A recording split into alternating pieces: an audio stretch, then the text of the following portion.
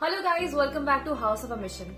मेरा नाम नेहा है और आज की जो वीडियो है वो उन लोगों के लिए बहुत ही ज्यादा इंपॉर्टेंट होने वाली है जो कि जामिया से बीएड करने का सोच रहे हैं, बीएड जनरल करने का सोच रहे हैं। ठीक है, तो इस वीडियो को एंड तक देखिएगा क्योंकि इस वीडियो में आज हम बहुत सारी बातें डिस्कस करने वाले हैं। उन बातों को मेनली डिस्कस करेंगे जो आपने कॉमेंट सेक्शन में बहुत बार हमसे पूछी है। फॉर एग्जाम्पल, मैम किस सब्जेक्ट को लेकर हम अपना जामिया में बीएड परस्यू कर सकते हैं, हम एलिजिबल हैं कि नहीं है, ठीक है, पेपर कैसा होता है, ये इतना बड़ा प्रोसेस है या हमसे हो पाएगा कि नहीं हो पाएगा, इन सारी बातों को डिस्कस करेंगे। तो make sure you stick to the video till the very end do not skip it. Okay, चलिए अपनी वीडियो की तरफ सबसे पहले बढ़ते हैं। ठीक है, सबसे पहले तो ये जान लेते हैं कि कौन कौन ऐसे स्टूडेंट्स हैं who are eligible to be या फिर to pursue BEd from Jamia Millia Islamia.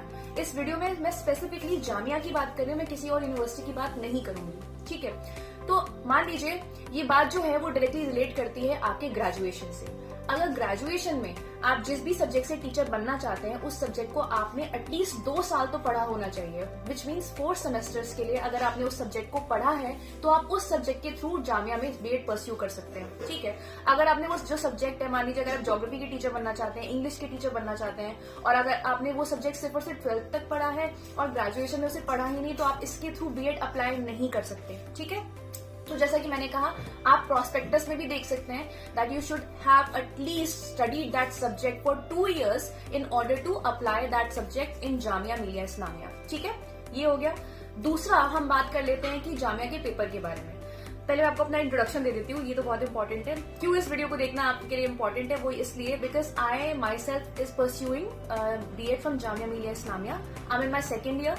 ठीक है, और मेरा जो सब्जेक्ट है, मेरा जो फर्स्ट पेडागोजी है वो इंग्लिश है और सेकंड पेडागोजी मेरा सोशल साइंस है। ठीक है, मैंने भी अपनी ग्रेजुएशन में जो ग्रेजुएशन मैंने करी है वो मैंने इंग्लिश में ऑनर्स किया है, विच इज वाई मेरा फर्स्ट पेडागोजी जो बन जाता है वो इंग्लिश बन जाता है। The moment you crack this exam, आप एक बार इस एग्जाम को क्रैक कर लेते हो तो आपको फॉर्म भरने के लिए बुलाया जाता है, सारी की सारी डॉक्यूमेंटेशन के लिए बुलाया जाता है। उस फॉर्म में आपको अपना फर्स्ट पेडागोजी और सेकंड पेडागोजी फिल करना होता है। तो फर्स्ट पेडागोजी तो वो हो गया जो मेन सब्जेक्ट है जिसके आप टीचर बनना चाहते हो। सेकंड पेडागोजी वो सब्जेक्ट हो जाएगा जो आपने सेकेंडरीली पढ़ा है अपने ग्रेजुएशन ईयर में एटलीस्ट 2 साल के लिए। तो मैंने तो 3 साल इंग्लिश पढ़ी थी, इसलिए मेरा फर्स्ट पेडागोजी वो हो गया।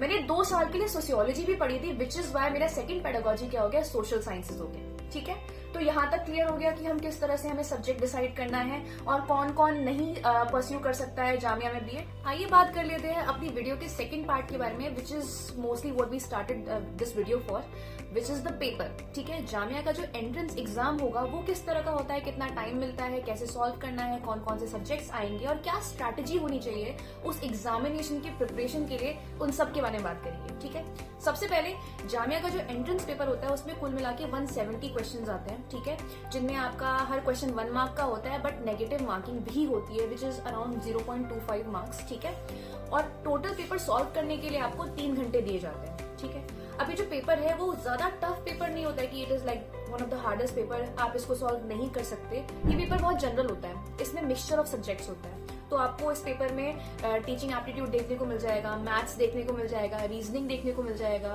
फिर लैंग्वेज एक्विजिशन से रिलेटेड थोड़ी बातें मिल जाएंगी आपको, general science, general studies, current affairs, ये सारी की सारी बातें आपको इसमें देखने को मिल जाता है। ठीक है, फिर देख लेते हैं कि किस तरह से क्वेश्चंस का डिस्ट्रीब्यूशन होता है। जब भी आप पेपर उठाएंगे, आप प्रीवियस ईयर पेपर्स को देख लीजिए तो आपको पता चलेगा कि उन पेपर्स में जो मेजर पोर्शन है वो टीचिंग एप्टीट्यूड कवर करता है। ठीक है, around like 40 question, not exactly but around 40 question जो होते हैं वो टीचिंग एप्टीट्यूड से होते हैं। फिर आपके 19 क्वेश्चन मैथ्स से हो जाएंगे, अराउंड 19, फिर 19 क्वेश्चन अराउंड 19 रीजनिंग से भी हो जाएगा, फिर 25-22 क्वेश्चन आपके साइंस से हो जाएंगे, फिर 25-22 क्वेश्चन आपके एसएसटी से हो जाएंगे, फिर आपका लैंग्वेज से रिलेटेड क्वेश्चन आता है, जिससे 10 क्वेश्चन आते हैं। ठीक है, अब ये लैंग्वेज से रिलेटेड क्वेश्चंस क्या है? लैंग्वेज से रिलेटेड क्वेश्चंस का मतलब ये है कि लैंग्वेज के बारे में आप कितना जानते हैं, कि लैंग्वेज के कितने पार्ट्स होते हैं, रीडिंग, राइटिंग, लिसनिंग, ये पार्ट होते हैं। ठीक है, लैंग्वेज जो शब्द है वो किस भाषा से लिया गया है, ये सारे के सारे क्वेश्चंस इसमें कवर होते हैं। And one of the most important thing या फिर section of this paper is current affairs. Current affairs जो होते हैं वो भी एक मेजर पोर्शन कवर करते हैं इस पेपर का। ठीक है, अब चलिए जान लेते हैं कि इनको हमें प्रिपेयर कैसे करना है। और एक और बात बता दूं इसके बाद एक बार आप एग्जाम जो क्रैक कर लेते हैं उसके बाद आपका 30 मार्क्स का इंटरव्यू होता है। उसके बाद में एक सेपरेट वीडियो बना लेंगे क्योंकि वो ऑल टुगेदर एक डिफरेंट टॉपिक है। Let's talk about this section first in our next part.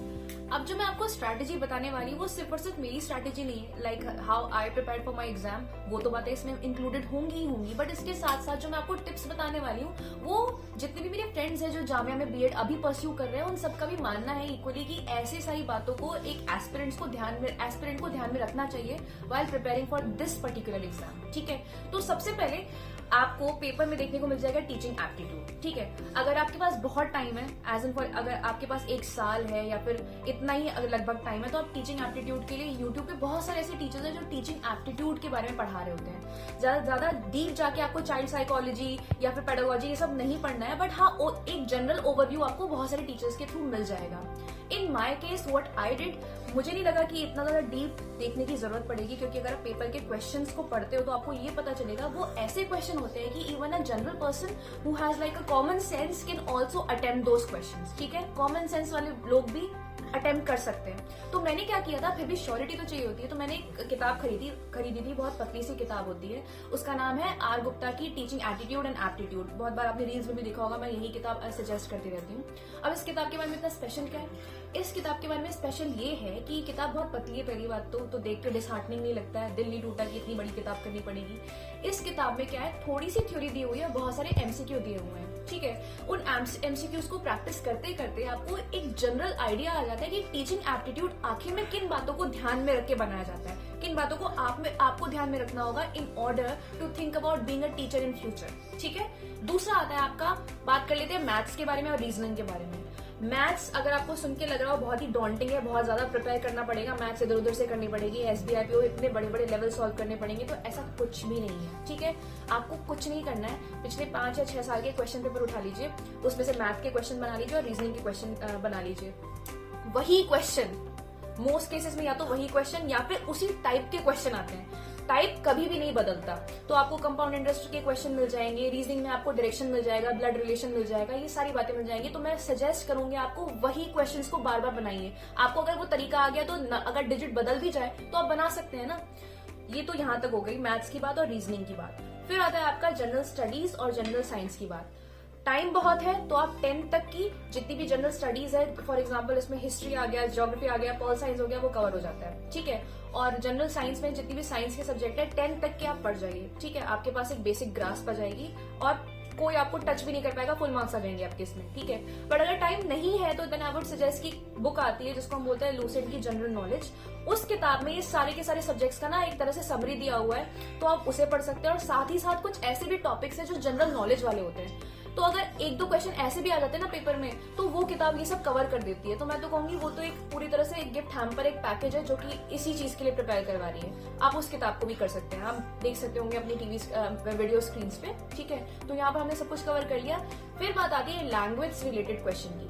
10 question आते हैं और उसमें बिल्कुल भी आपको ये नहीं कहूंगी कि उन क्वेश्चंस को करने के लिए आप फिर से कहीं बड़ा सा कोई लैंग्वेज का कोर्स निकाल लें कि लैंग्वेज का क्या मतलब होता है, इसका ओरिजिन क्या है, हिस्ट्री क्या है, फिलोसफी क्या है। ये सब करने की जरूरत नहीं है। सिंपली प्रीवियस ईयर क्वेश्चन निकालिए, उसमें वो 10-10 क्वेश्चन करिए। उन सारे क्वेश्चंस को करने के बाद आपके दिमाग के अंदर एक बेसिक आइडिया आ जाता है कि आखिर में लैंग्वेज से रिलेटेड क्वेश्चन क्या पूछ सकता है जाने। ठीक है, उनको कर लेंगे, आपका वहां भी काम खत्म हो गया। फिर आता है आपका करंट अफेयर्स। करंट अफेयर्स के लिए मैं ये कहूंगी regular paper reading is a must. ठीक है, वो तो करते रहिए। साथ ही साथ मैंने जिन चैनल से प्रिपेयर किया था, एक तो था परचम क्लासेस, मैंने देखा था, तो वहां से भी बहुत हेल्प मिल जाती है। दूसरा एक इंडिया टुडे नाम का चैनल है यूट्यूब पे, वो बहुत सारे क्वेश्चन कवर करवा देता है। ठीक है, तो इन सारे चैनल्स को आप देख सकते हैं अपने करंट अफेयर्स के लिए। मैंने एक और चीज करी थी अपने पेपर के टाइम पे, वो ये थी कि जब मेरा पेपर होने वाला था उससे पहले ना बहुत सारे दूसरे सब्जेक्ट्स के पेपर हो चुके थे एंट्रेंस जामिया के, तो मैंने उनके पेपर निकाल के ना उनके करंट अफेयर्स कर लिए थे, तो शायद उधर से भी 1-2 क्वेश्चन की हेल्प मिल जाती है। ठीक है, अगर आप जामिया का जो स्पेशल बीएड स्पेशल का क्वेश्चन पेपर आता है उसका प्रैक्टिस कर ले, और अगर नर्सरी वाले का भी कर लेते हैं, तो आपके पास जनरल साइंस, जनरल स्टडीज से रिलेटेड क्वेश्चन जो है ना, यहाँ तक कि टीचिंग एप्टीट्यूड से रिलेटेड क्वेश्चन, थोड़े बहुत टीचिंग की जनरल नॉलेज वाले क्वेश्चन की कब राइट टू इन्फॉर्मेशन एक्ट आया था, राइट टू एजुकेशन एक्ट कब आया था, इन सब की मदद मिल जाती है। ठीक है। इतना करने के बाद आई एम प्रीटी श्योर कि आप बहुत अच्छा स्कोर कर सकते हैं अपने जामिया के एंट्रेंस एग्जाम में। एक और बात मैं आपको बता देना चाहती हूँ कि कभी कभार क्या होता है, इस पूरे प्रोसेस को देख के ना थोड़ा सा ओवरवेलमिंग लगने लगता है कि it is a very daunting task, बहुत बड़ा टास्क लग रहा है, शायद हमसे नहीं हो पाएगा। बट ऐसा कुछ भी नहीं है। जामिया का एंट्रेंस आप एक बार दे देंगे ना तो उसके बाद आप प्रोसेस में लग जाते हो तो ये पूरी तरह से अपने आप ही हो जाता है। पेपर देंगे, 1 महीने बाद रिजल्ट आ जाएगा, रिजल्ट आने के बाद 1 महीने के आसपास आपको इंटरव्यू के लिए बुला लिया जाएगा, और जब इंटरव्यू हो जाएगा उसके 10 दिन बाद आपका इंटरव्यू का रिजल्ट आ जाएगा। ठीक है, इतना ही प्रोसेस है, कोई बड़ी बात नहीं है, छोटा सा टास्क है and you can very well be assured of coming to Jamia. ठीक है, इसीलिए इस वीडियो में आज यहीं तक। अगर आपकी कोई क्वेरी है, कोई डाउट है, you can write down in the comment section below. ठीक है, और अगर आप चाहते हैं मैं किसी और सब्जेक्ट से रिलेटेड किसी सब्जेक्ट स्पेसिफिक वीडियो बनाऊं तो you can also tell us in the comment section below. Interview के लिए हम दूसरी सेपरेट वीडियो बनाएंगे, उसमें सारा डिस्कशन होगा कि किस तरह से सब्जेक्ट स्पेसिफिकली आपको प्रिपेयर करना चाहिए अपने इंटरव्यू के लिए। And that's it, bye bye, hopefully meet you in the next video, bye bye.